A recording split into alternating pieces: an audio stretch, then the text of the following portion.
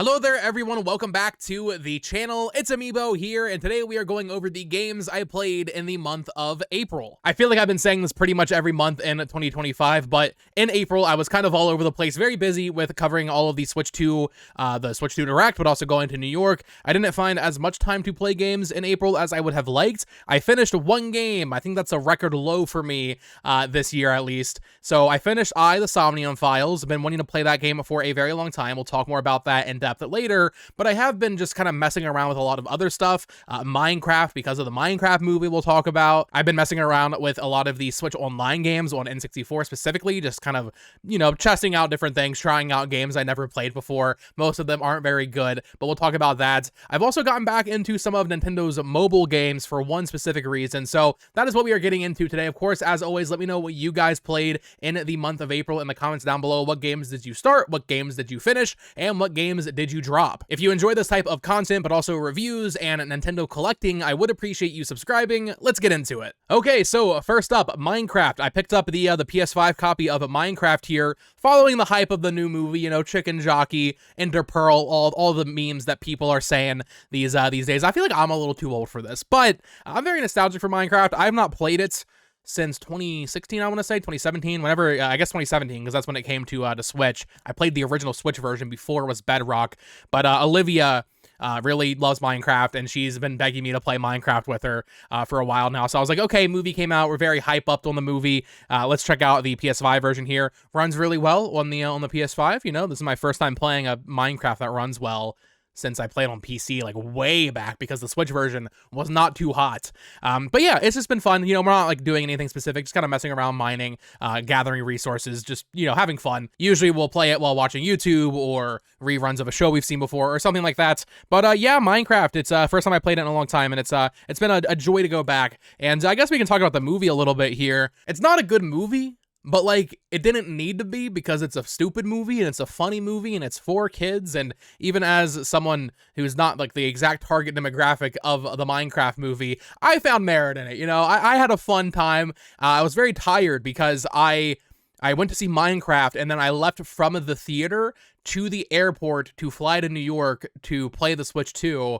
So that was all one day for me. So it's all one big little Minecraft chicken jockey trip I went on. But yeah, I thought the movie was fine for what it was. Unfortunately, no crazy theater experience for us. I almost wish it had happened. I feel bad for all the theater employees, but I want to experience the chicken jockey madness in one of my showings. But yeah, Minecraft, been having fun messing around with that. An update on a game that I said I would have a review up by now for, Xenoblade Chronicles X. Let's talk about this bad boy. I haven't played it too much in April, and here's why. I did not think Nintendo was going to do what they're doing with Switch 2 games. And what I mean by that is they have promised paid updates, but also free updates for a lot of Switch 1 games. Now, currently, there are no Xenoblade games confirmed to be getting a free update. However, it was data mined. I believe that there's a 60 FPS patch for this game. I didn't really think Nintendo was going to patch any of their games. I really didn't. So while I was waiting so long for one of the final Wii U games I had not played to come over to Switch in the form of Xenoblade Chronicles X Definitive Edition, I waited so long for that to happen, and as soon as it releases, I get busy covering the Direct last month, but also the Switch 2 Directs, and then it's well, wait, they're actually going to update all of these games. I'm going to wait to play Xenoblade X until it gets an update. I could just play it now on Switch 1. I would have time to finish it before the Switch 2 comes out, but considering they're doing updates for their other games, I think I'm going to wait. The performance wasn't, the best from what I played. It was fine, there was definitely frame drops, but, it was 30. It's not running at 60 FPS. So, for Xenoblade X, as excited as I am to play it, I've waited so long, I can wait a year or so more, however long it takes for them to release that next-gen patch, or even if it's just on day one. I can wait until there's another gap in the schedule to play through this, even though I already waited, 7 years. But, it's fine. You know what, Xenoblade, I feel bad, but I will get to you, and when that happens, I will do a review. So I mentioned I've been messing around with the Nintendo 64 app. I have the Switch Online controller. I grew up with the N64, but even then, I didn't have a ton of games. I had 5 or 6 games that I just played over and over and over again. Mario 64, Banjo-Kazooie, Mario Kart. Like, those are the games I was really playing. But I have the NSO controller. I was like, you know what? I at the very least want to play through Kirby 64, The Crystal Shards, because I've been in a Kirby mood recently since they announced the Forgotten Land, like, new content. I've just been wanting to play a Kirby game, and I never played the Crystal Shards. I'm about halfway through it. I want to say I'm using a guide to make sure I don't miss any of the little collectibles that are in each stage. There's like three things to find. Some of them are really annoying though, because you will need like a certain copy ability to access it. And there was one level, like I think it was in World 2, I want to say, where I'm pretty sure I needed to go to another level to get the copy ability and then come back to that level to hit the thing with that copy ability. So a little weird in how the design is for the collectibles, but it's fun. It's a very slow Kirby game. A lot of Kirby games are slow, but I'm enjoying it for what it is. I'm sure I'll finish it in the next couple of days. I don't know if I'll talk about it again next month, but it's nice to just knock another Kirby game off the list that I've missed over the years. Other N64 stuff that I've messed around with. So F-Zero X, always kind of just checking out that game. I played it for the first time, I want to say, what, 2 years ago now, around the time that F-Zero 99 came out, which we'll talk about also in this video. But been messing around with some F-Zero X, and then most importantly, Mario 64. Been on a huge just Mario 64 speedrunning kick. This happens every couple years where I'm like, oh yeah, I love speedrunning Mario 64. Not like really timing myself or anything, just like doing the glitches and just having fun. What I'll do is I'll put up, you know, like a Summoning Salt, like Mario 64 retrospective video while playing it in handheld mode in bed, or I'll watch Suigi streaming it. He's like the #1 Mario 64 player right now. I've always been fascinated by Mario 64 speedrunning. I've always enjoyed playing Mario 64 very quickly. It is my favorite 3D Mario game, and that's actually something I was doing in line waiting to pre-order the Switch 2 at GameStop. I was just messing around, you know, doing 16-star runs on the Switch in handheld mode. So yeah, just been having fun with the N64 app. You know, the N64 library, I don't think is that good, but some of the games that are on there are some of my favorite games of all time. So I've been trying to just like round out the other games that I've missed. I mean, it wasn't until, I want to say 3 or 4 years ago, I played Paper Mario for the first time, and I was like, whoa, you know, the N64, I grew up with this console. I never played this all-time classic game that I love now. And the same thing applied to F-Zero X as well, where there are games I missed, but I just feel like nothing comes close to Mario 64 or Ocarina of Time or Banjo-Kazooie. But I'm still just kind of, you know, treading through, testing out all of the games. Maybe eventually I'll find another all-time classic that I just happen to miss. Probably not to that scale. Maybe like a Conker's Bad Fur Day would be up on that level for me, but probably not. I mean, Mario 64 is one of my like top 5 games ever made, so I don't think I don't think there's another game quite on that level. But yeah, I've been having fun with the N64 controller. I also just love holding the N64 controller. It's a stupid controller, I acknowledge it, but I grew up with it, so it's really nice that Nintendo offers a way for you to buy that and use it on the Switch. I really like that you can do that. I mentioned F-Zero X. I've actually gone back and been playing some F-Zero 99. I played this game a ton when it first came out back in 2023, and I've just been messing around with it. You know, there was a My Nintendo like challenge for platinum points where it was just like do a race, and I was like, you know what, I'll do it for the platinum points, and it kind of got me back into the swing of things. I've been just, you know, relearning everything. Unfortunately, the servers for this game are pretty dead. Usually you'll find like 10 people and then it fills up with bots, but F-Zero 99, man, I did not realize how much they have added to it over the years. I knew they've been updating it, but the amount of new stages and also just different content to unlock, different skins for the machines, there's like emotes, which I'm pretty sure weren't there before.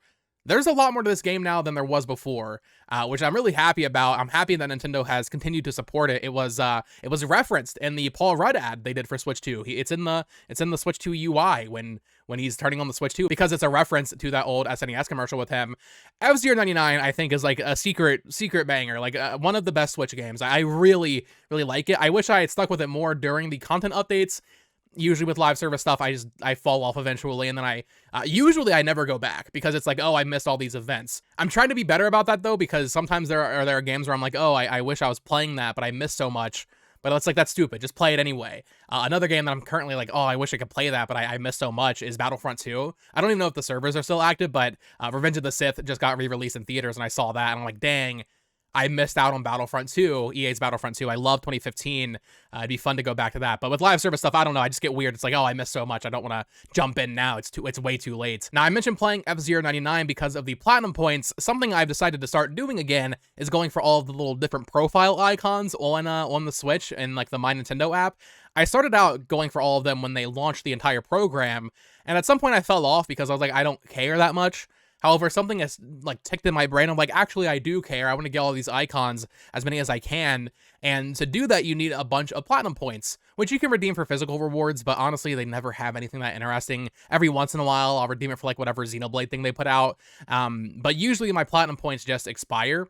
However, I've been going for all the little icons they have again, and there's a lot of them. They do reruns of like old games. Right now, they're doing Mario Kart 8 Deluxe and Odyssey and Wonder, as well as Animal Crossing. They do like the Animal Crossing birthdays for all the villagers. I decided, I was like, okay, if I'm going to start going for these, I need to play the mobile games to get more platinum points. So Mario Run has become a daily fixture in my life. I've been playing Mario Run basically every day, doing the Toad Rally to get my 10 platinum points, which usually that's only like one icon element. But Mario Run, pretty fun game. I mean, I bought it back when it came out in 2016. I played it back then, didn't stick with it for more than a week. But it becoming like a daily routine when I'm in bed getting ready to go to sleep, just doing the Toad Rally real quick. And you have your whole little kingdom builder in there, you're doing all of that. And then Fire Emblem Heroes, I played religiously in 2017. I put a lot of time into Fire Emblem Heroes, like a ton of time into that game. Even some money back then, I'm pretty sure, like probably like $40 or something into the orbs back when I was 17. And I was like, ooh, Fire Emblem characters. I need to get all my summons in. Coming back to it is very weird because, I mean, they've just added so much. There is so much of this game. I'm still just catching up on all the story chapters, but there's other modes now. I know at one point they added like a rhythm game. I don't even know if that's still there, but especially just all the banners they have for different summons. Every day it's like, here's a free summon, here's a free summon, here's a free summon, here's free orbs. I have like 700 orbs or something right now for summons because I'm not doing any of that. I'm just trying to get my platinum points and get out. But maybe once I catch up on the story, I'll like actually start taking it seriously and like paying attention to the content updates again.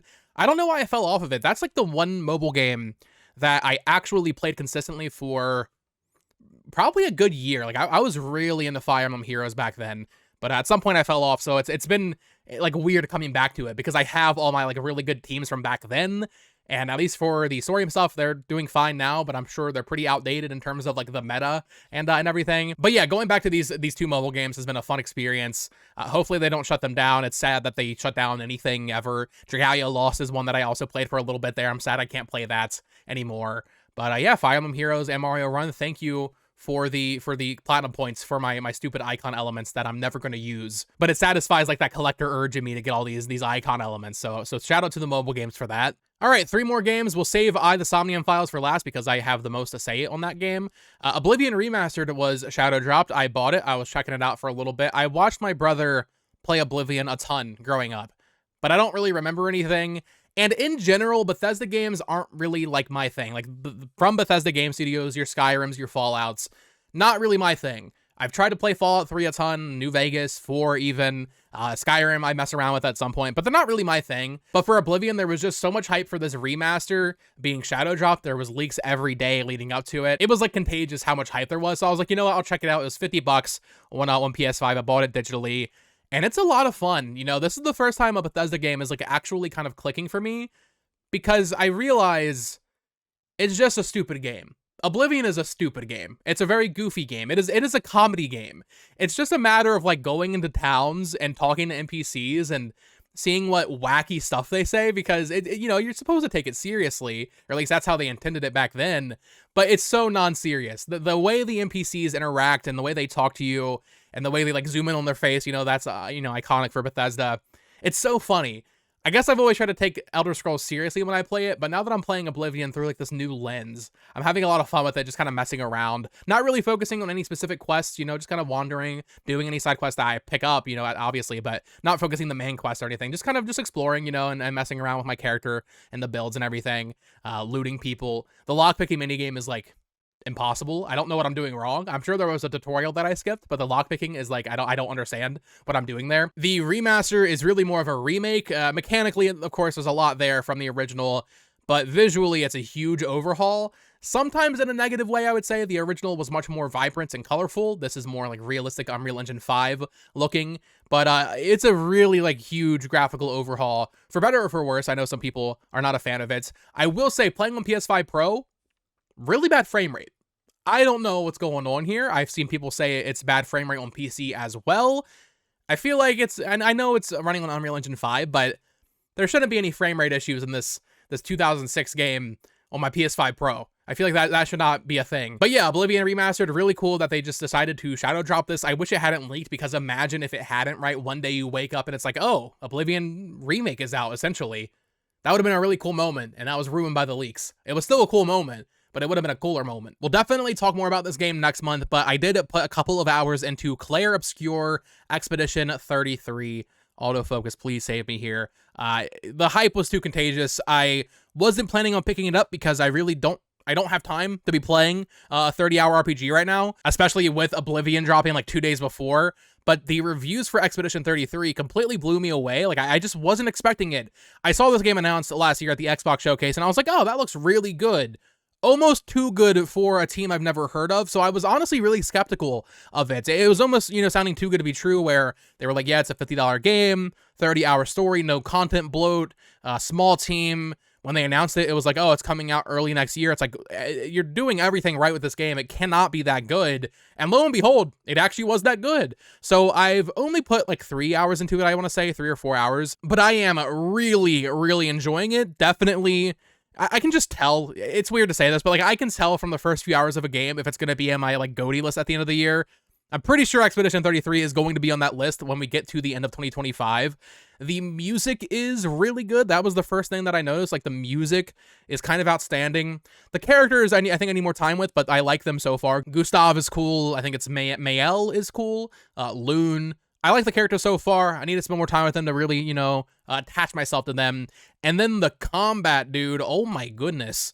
So I've seen some people saying that eventually it'll get too reliant on parries.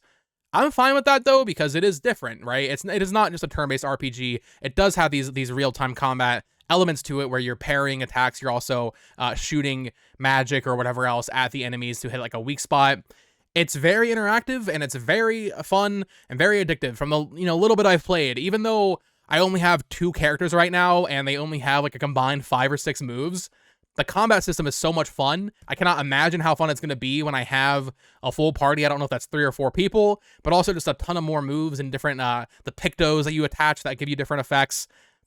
This game is something special, I think. I mean, it's early for me to say that, but just based on everything I've read and then what I have played of it, I can see why there is so much hype for this game. So more thoughts on that next month. I'm hoping to get through it before Doom the Dark Ages comes out, which is in 2 weeks, so wish me luck on that.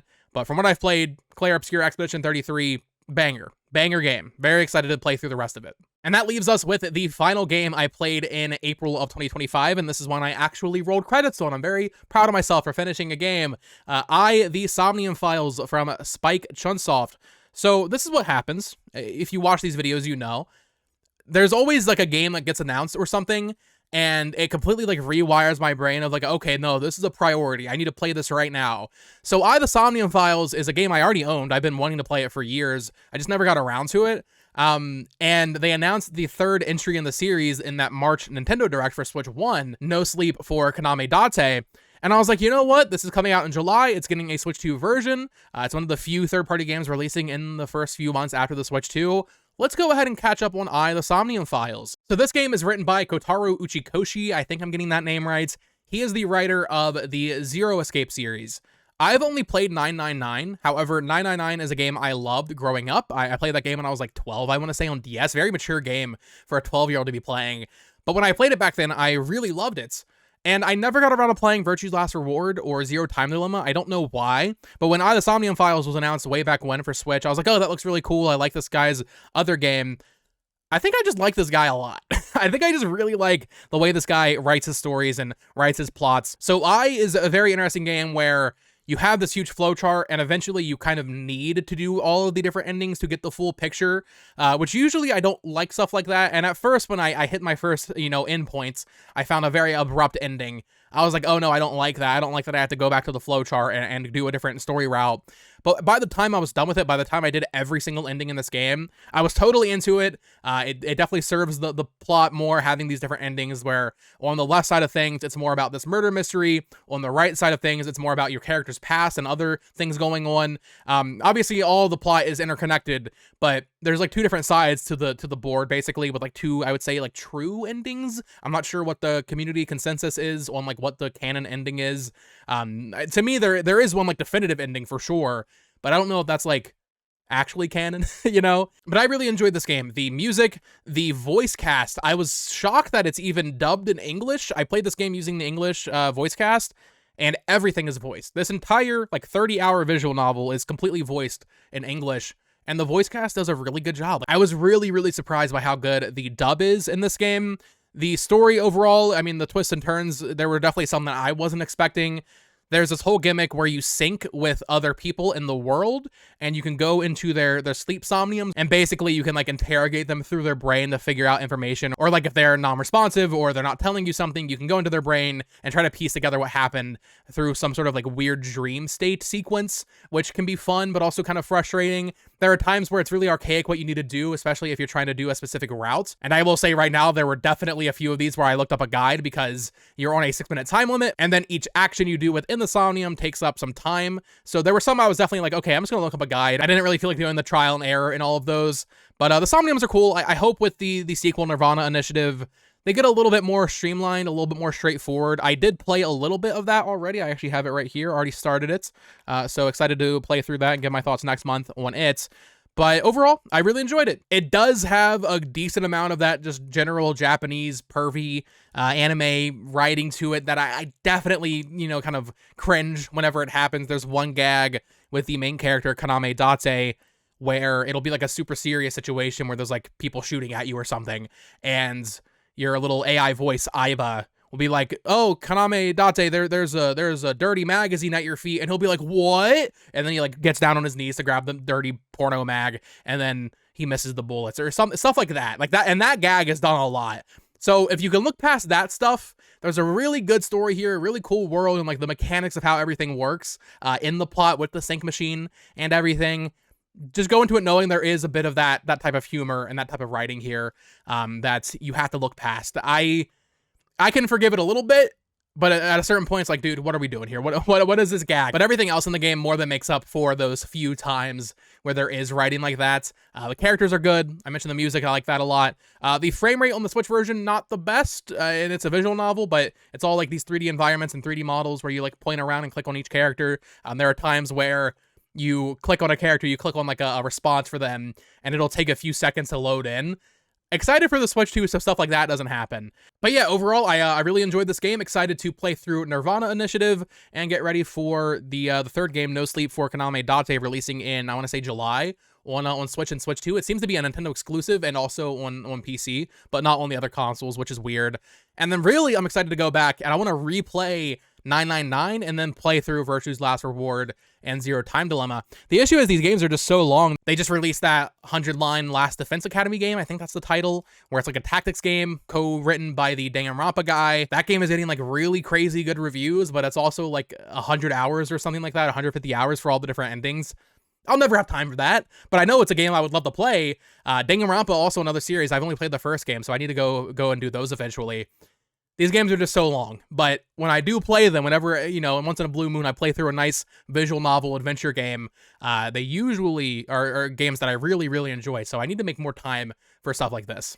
So that is going to do it for the games I played in April. Like I said, very all over the place, but I'm happy I at least finished this because I'll be honest, it was getting down to the wire. I was like, wow, am I going to go through April without finishing a single game? But I buckled down, I locked in, and I managed to finish that before the end of the month. And then hopefully next month, I want to get through the sequel to AI, Nirvana Initiative. I want to play through Doom: The Dark Ages, obviously, and hopefully finish up Clair Obscur. So 3 games. My goal is 3 games. Oh, and also finish Kirby 64, but that shouldn't be too bad. But let me know your thoughts in the comments down below on the games I played, but also what you played. I want to hear what you all played down there. Let me know what you finished, what you started, and let me know your plans for May. What are you planning on getting into next month when it comes to your gaming time? Of course, as always, subscribe here for more collecting content, but also reviews and stuff like this once a month. Follow me on Twitter at BoTalksGames. Check out my other Nintendo news channel at BoTalksGames, and you can click on one of these 2 videos to listen to me ramble about even more nonsense. Until next time, folks. Peace.